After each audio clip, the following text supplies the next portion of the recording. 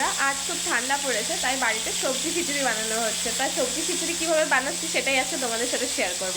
ফার্স্টে এখানে তেলের মধ্যে আমরা ফুলকপি, আলু এগুলোকে ভেজে নিচ্ছি। আর এখানে রয়েছে বাঁধাকপি, মূলো, আর এখানে রয়েছে মুগ ডাল। তারপর এখানে একে একে দিয়ে দিচ্ছি আমরা বাঁধাকপি, মূলো, সমস্ত সবজিগুলোকে একটু ফ্রাই করে নেব। এখানে কিছু পরিমাণে সর্ষের তেল দিয়ে দেওয়া হলো। সর্ষের তেলটা গরম হয়ে গেলে তারপর এর মধ্যে দিব আমরা শুকনো লঙ্কা,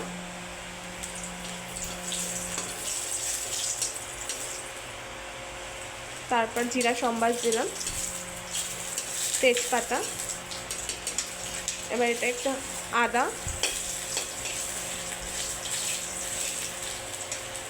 তো এটা হালকা পোড়া পোড়া হয়ে গেলে এর মধ্যে দিয়ে রাখবো আমরা চালগুলো। চালটা দেবো আর এভাবে নাড়া দেবো।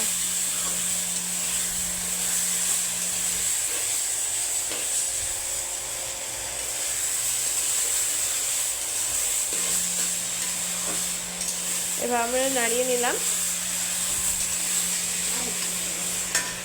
কিছুটা লঙ্কা পেস্ট করে রেখেছিলাম, সেই পেস্ট করা লঙ্কাটা এখন দিয়ে দিব, আদা আর লঙ্কা।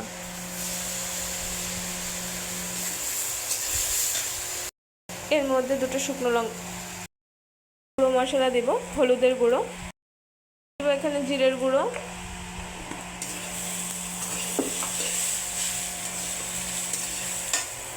তারপর এখানে দিয়ে দিচ্ছি আমরা লবণ স্বাদ মতন। মুগ ডালটা ভেজে রেখেছিলাম, এখন মুগ ডালটা দিয়ে দিচ্ছি।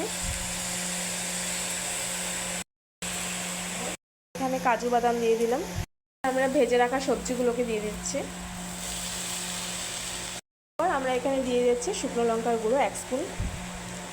ভাজা হয়ে গেছে, এখন এর মধ্যে আমরা জল দিয়ে দিচ্ছি। আমাদের তৈরি হয়ে গেছে খিচুড়ি। এবার এখানে দিয়ে দিচ্ছি আমরা ধনেপাতা কুচি।